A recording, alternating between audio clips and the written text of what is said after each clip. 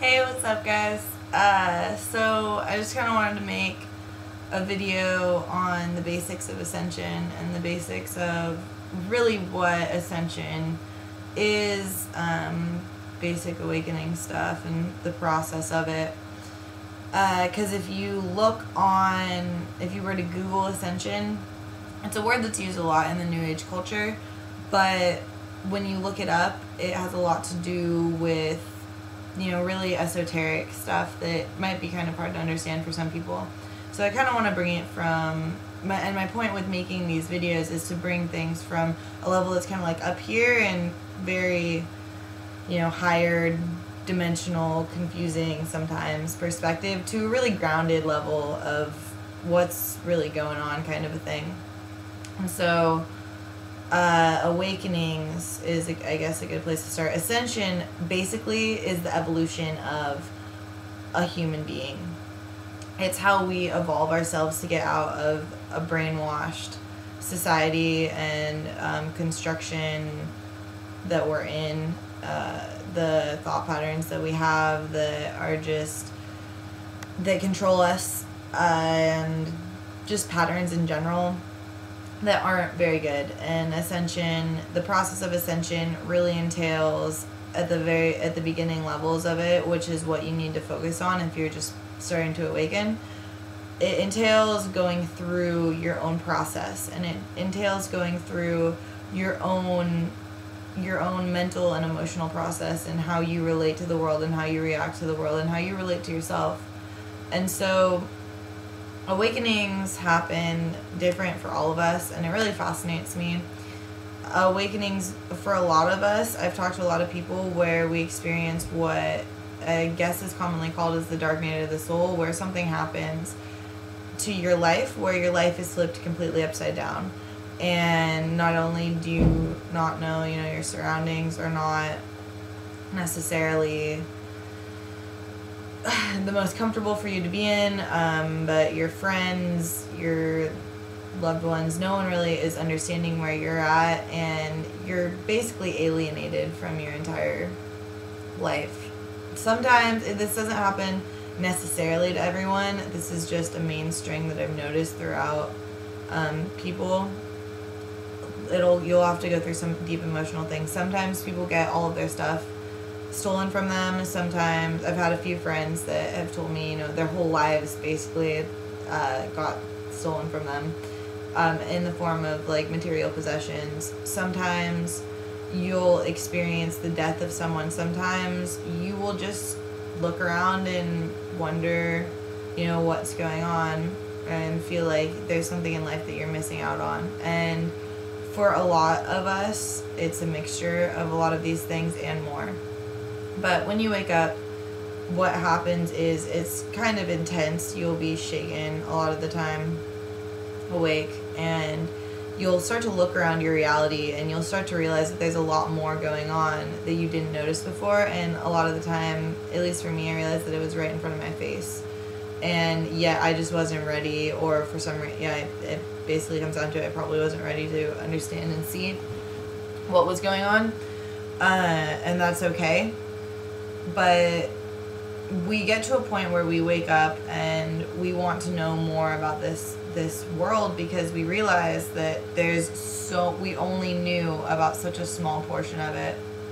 And so what happens at first is you'll go seeking for information. And for a lot of us, what happened with me was my life, from a series of stories and things and intense situations that I went through, my whole life was turned upside down to the point where I felt like no one understood me. And there was a lot of, socially, there was a lot of negative things going on where I was completely misunderstood and other people were completely misunderstood, and I felt like, I didn't really have any friends, and a lot of really intense stuff, very, very alienated feeling. And so I went through that, and throughout the summer previous to this happening, and it was actually, now that I look back on it, I could tell that it was leading up to that, but I had written down a lot of things having to do with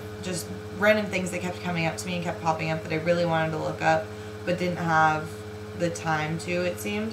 And now I was completely alienated and hermiting myself from everyone, and so I had all the time in the world, and I was kind of lucky, or I wasn't lucky, because this was my path, and it's what I was supposed to look up, but I had written down, you know, so many things from the Sumerian tablets to sacred geometry stuff to the word Pleiadian kept coming up.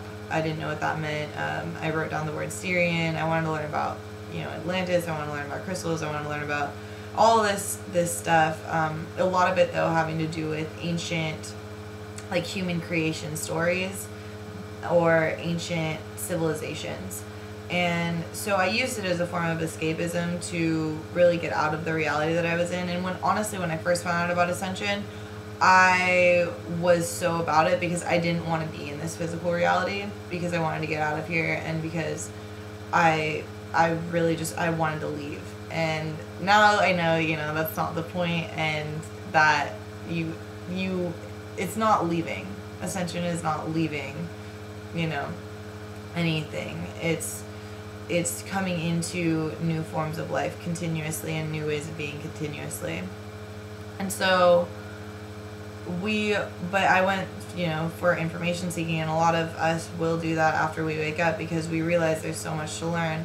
But a lot of the time there is so much information out there that we don't really know where to start. Like when I woke up, I started learning about ancient cultures and like all these ancient texts and ruins and channelings and stuff, and I didn't know what a chakra was. And a friend of mine I was talking to recently said to me, she was like, I feel like I'm going to college classes and I haven't even gone to kindergarten. And I feel like that's a lot of how we tend to wake up. And it's a good thing if you are pulled to a specific thing. If there's something that keeps popping up to you that you see in your outside world that you're very attracted to, if there's something that a word that keeps popping up in your head, or, you know, there's so many ways that we're pulled to certain things, but please, please, please go with what you're pulled to, what your desire is to learn about, period, or what you keep getting attracted to, because there are reasons that these things pop up. I used to think that it was random, that, oh, well, I'm just getting into this stuff, so this is obviously just coming up because it's a part of it. But no, specific people, there's so much information, and we're all so, you know, unique, that we all are conduits for different types of information to help teach everyone else.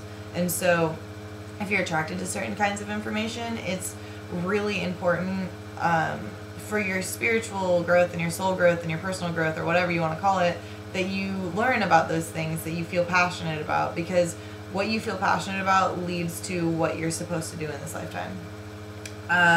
So we'll often go seeking information from different places, and sometimes what happened to me when I woke up was that I realized there was all these people around me that were actually really on it that I never really noticed beforehand.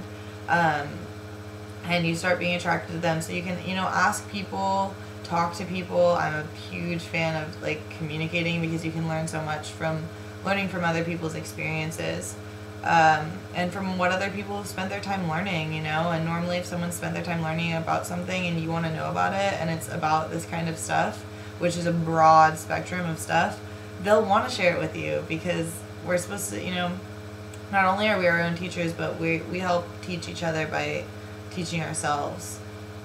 And so it's good to ask, you know, we're all here for each other.